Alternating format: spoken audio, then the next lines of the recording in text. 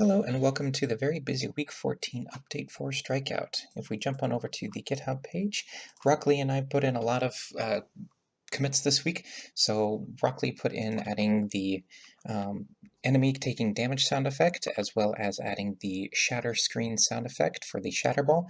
And then I got the minimap all taken care of. I got the turn order printed on the screen. We created a scene for the win condition. It got sounds added to it. I adjusted the call time function as well as fixed the items that the players were having. And then I created an intro scene, fleshed out the main menu, added a credits page, but it's not entirely written out yet. And then Rock jumped into the Hall of Elite Players and was adding sound effects for the gate and for the switch, which was really nice. And then I created, for the enemies and for the players, we now have a ball that is both thrown and hit at the players and to the players, so that's really cool. I added some ghosts into the win scene and more of the ball moving back and forth. Rock adjusted some of the sound effects between the bat and the sound, as well as lowering the volume on the shatter screen. And then I started to work on a binary save system. I abandoned that and then went into a player prefab system. Added some post-processing to the main menu and to the intro scene. It's very subtle, but it's there. And then Rock set up the music for the Clubhouse / Hall of Elite Players scene, and then he worked on some bug fixes there. And then I got some functionality back into the main menu. And then Rock did some debugging, and then I did some initial balancing for the enemies and the bosses, and then adjusted some cameras to make sure that we could flow through the scenes properly. So flying through that, let's jump into the game. And I'm going to start with the new main menu of the game. So let's head on over there. So I posted this in the chat looking for some feedback, and I got some really nice ideas. So I added a vignette around the edge, and I sped up the animation just a little bit. But we have our player winding up and throwing a ball. We have a batter swinging and missing, and then it all comes up into a shatter effect into strikeout. So we have a start new game option, a resume function, which acts as a load function based on the save system in the game. I have the credits page that bounces into the rest of the level, and then you can come back into it.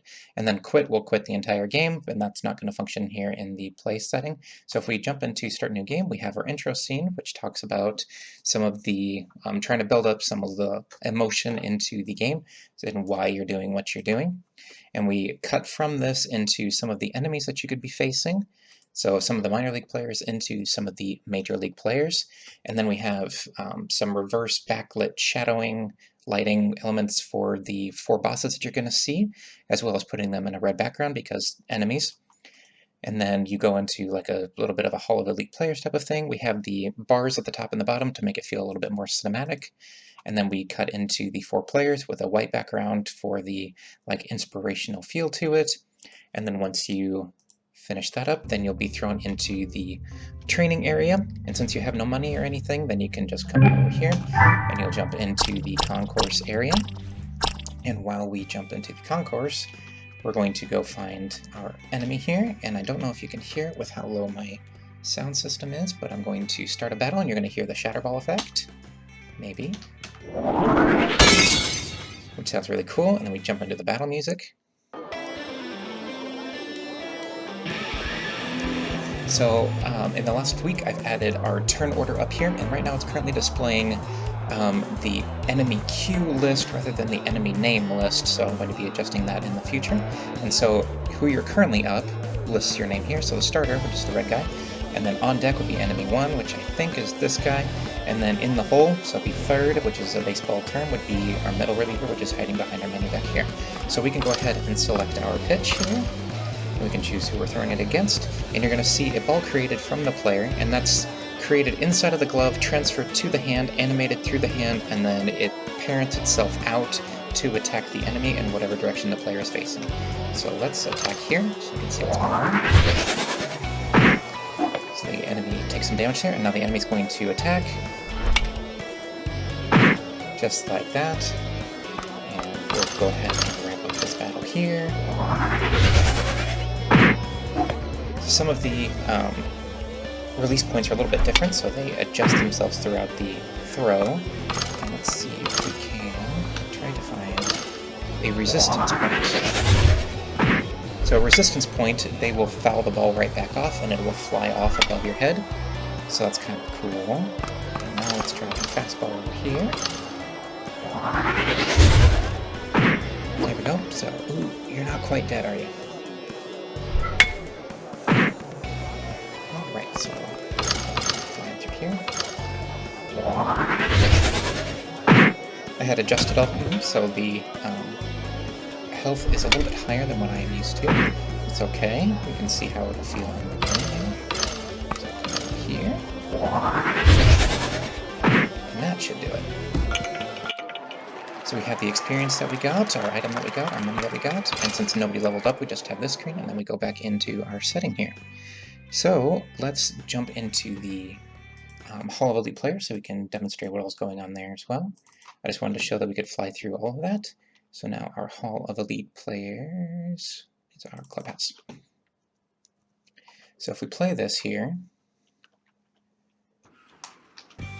we have our music carrying over, which is very nice, and we can still do all of our switches, and I was probably talking over that sound effect. So that's really cool. I forgot to mention we have our pause menu still working here. Our save system will save a whole bunch of different preferences. I think I have like 86 different save elements, and then we can jump back into here, and we'll just try to go find a fight. Oop, that needs to be fixed. Our Shatter Ball is still in effect here, and then we go into our battle sequence here, and I'm going to jump out of this battle. I just want to show that the attacks still work, no matter which scene you're in. Cool.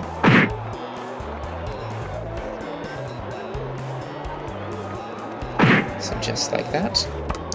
And then let's jump into our win scene, so I can show you what that is all about.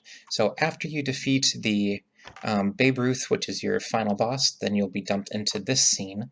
And as you're flying through the hallway, you're going to see quite a few of the ghosts of the various characters that you met along the route. And there's like a ball getting thrown across there. There's your umpire, there's Babe. And then you come up to the 4 lights, and I'm going to have to rebake the lighting because I adjusted them. There's going to be plaques and crowd effects.